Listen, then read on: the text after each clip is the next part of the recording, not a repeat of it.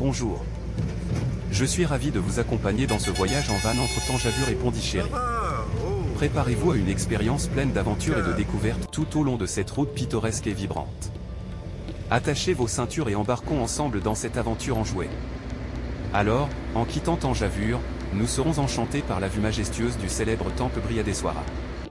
Son architecture imposante et ses sculptures détaillées vous éblouiront, vous laissant émerveillés par l'histoire et la culture de cette région. En route vers Pondichéry, nous traverserons de charmants villages typiques, où vous pourrez observer la vie quotidienne des habitants locaux. Les paysages verdoyants et les rizières à perte de vue offriront un spectacle apaisant pour les yeux. Vous serez également tenté de vous arrêter dans les petites échoppes le long de la route pour déguster des spécialités culinaires locales. Ne manquez pas de goûter aux délicieux plats traditionnels tels que les dosas croustillants, les biryanis savoureux et les douceurs sucrées comme les jalbis. En cours de route, nous aurons l'occasion de découvrir des sanctuaires d'oiseaux magnifiques, où des espèces exotiques trouvent refuge. Les amateurs de nature seront comblés par la beauté naturelle de ces lieux, où les chants d'oiseaux résonnent dans l'air. Une fois arrivés à Pondichéry, vous serez immédiatement captivés par l'ambiance unique de cette ville au charme français. Vous pourrez flâner dans les rues bordées de maisons colorées, visiter les anciens bâtiments coloniaux et profiter de la brise marine en vous promenant le long de la promenade de la plage. N'oublions pas non plus les magnifiques plages de Pondichéry, où vous pourrez vous détendre et profiter du soleil. Nous approchons du temple hindou principal, l'Arulmigu Manakula Vinayagar Temple, bien plus impressionnant que les églises finalement assez classiques.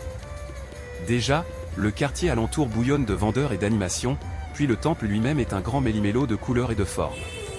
À l'intérieur, les hindous se livrent à toutes sortes de rituels qui nous laissent perplexes. Que les prêtres se déplacent torse nu de fidèle en fidèle pour marquer leur front, à la rigueur. Mais que les croyants croisent les bras pour se boucher les oreilles et sautiller sur place, cela nécessiterait bien quelques explications. Nous remarquons même des femmes occupées à exploser des noix de coco de toute leur force sur le sol. En termes de surprise, les églises se trouvent battues à plate couture. Et voici déjà le dernier récit de notre voyage de 3 semaines en Inde du Sud. Nous choisissons de passer 2 jours complets à Pondichéry, histoire de finir en douceur. Bien que la ville se trouve en plein milieu de l'état du Tamil Nadu, elle n'en dépend pas. Il s'agit d'une enclave, un territoire un peu à part. La faute aux Français qui le colonisèrent et y conservèrent longtemps un comptoir de commerce, jusqu'en 1962 pour être précis. En retraversant le vieux centre, nous débouchons sur une avenue de bord de mer, la bien nommée promenade. Un début de plage donne envie de faire trempette, sauf qu'elle est coupée dans son élan quelques mètres plus loin par de gros blocs de pierre. D'après les journaux locaux, un chantier géant serait en cours pour donner à Pondichéry-sur-Mer une véritable plage d'ici quelques années. Cela n'empêche pas les Indiens de venir profiter des couchers de soleil. Même ici, sur la côte est, où l'astre se couche dans notre dos. Curieux à l'idée d'admirer également un lever de soleil, nous nous tirons du lit vers 6 heures du matin. Nous nous attendons à être seuls, or nous faisons face à une armée de zombies. Toute la ville se donne rendez-vous sur la promenade, en silence, pour sa séance de marche rapide quotidienne, suivie de quelques étirements. En débarquant dans le cœur de la vieille ville, nous sommes complètement déstabilisés. D'un côté, Pondichéry ne ressemble en rien à l'Inde que nous traversons depuis le début du voyage, mais nous ne nous sentons pas non plus en France. Toujours est-il que le charme s'exerce immédiatement. De jolies maisons colorées bordent les ruelles proprettes, des arbres exotiques poussent partout et des bougainvilliers en fleurs débordent des murs. Ce qui nous marque probablement le plus, dans ce quartier dit « français » de la ville de Pondichéry, c'est que nous pouvons marcher sans être importunés toutes les 3 secondes par la circulation. Pfiou, quel luxe en Inde! Sans surprise, cette pépite multicolore attire les touristes. Une bonne dose d'occidentaux, auquel vient s'ajouter chaque week-end une foule de voyageurs indiens. Nous ne serions pas surpris que nombre d'entre eux soient en voyage de noces, petits couples flânant main dans la main en bord de mer. Naturellement, parmi les occidentaux, les Français sont nombreux.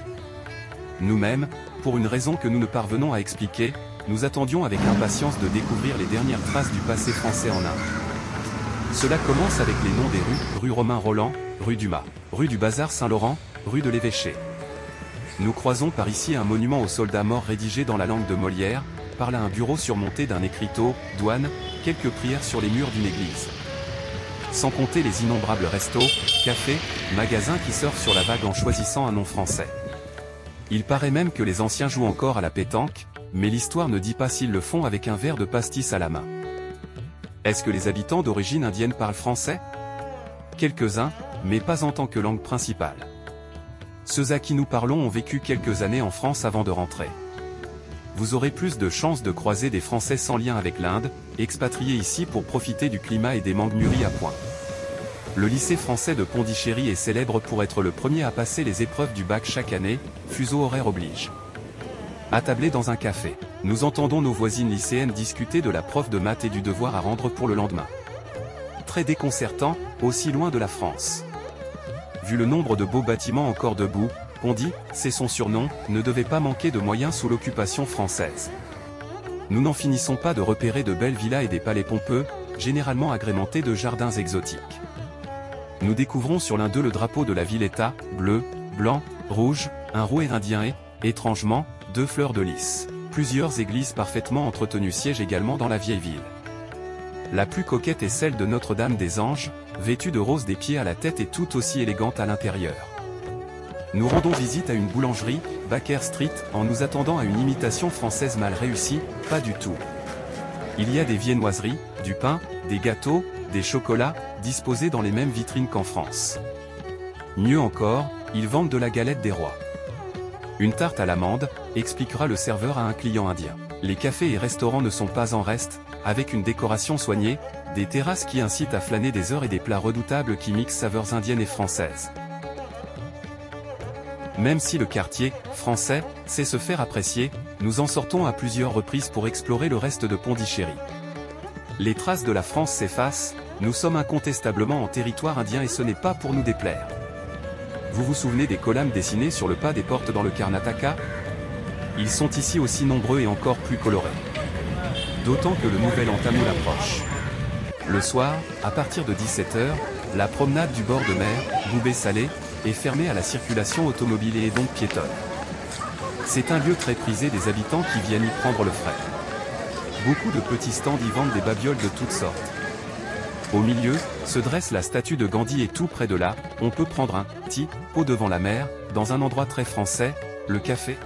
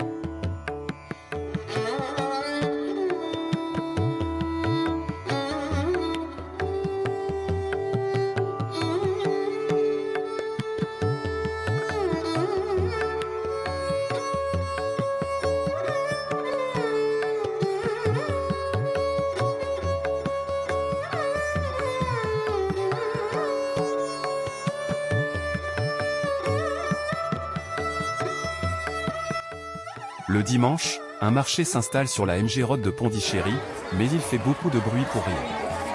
Sous un méchant soleil s'alignent quelques stands qui vendent des tonnes, des balais ou des vêtements sans grand intérêt. Heureusement, quelques pas de côté nous mènent au marché aux fruits voisins, Goubert Market. Il est à l'ombre, coloré et plein de sourires, un marché indien comme nous les aimons. Il est juste un peu étroit.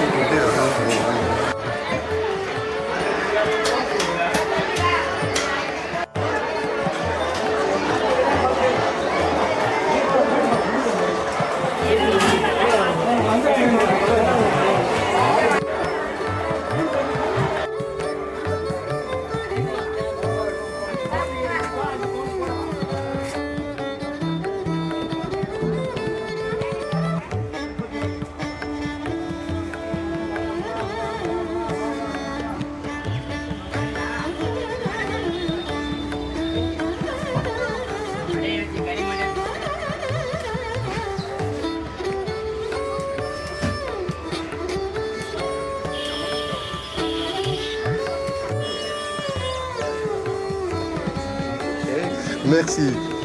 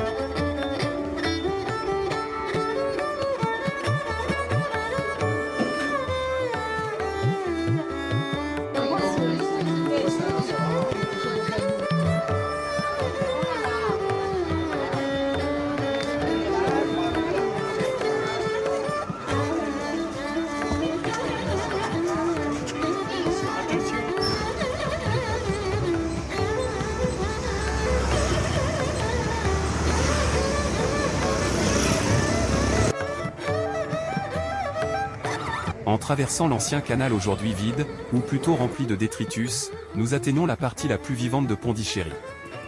Des magasins de tout et de rien se serrent le long des trottoirs presque inexistants, les scooters et rickshaws en profitent pour nous frôler et les déchets quasi absents des rues de la vieille ville jonchent à nouveau le sol.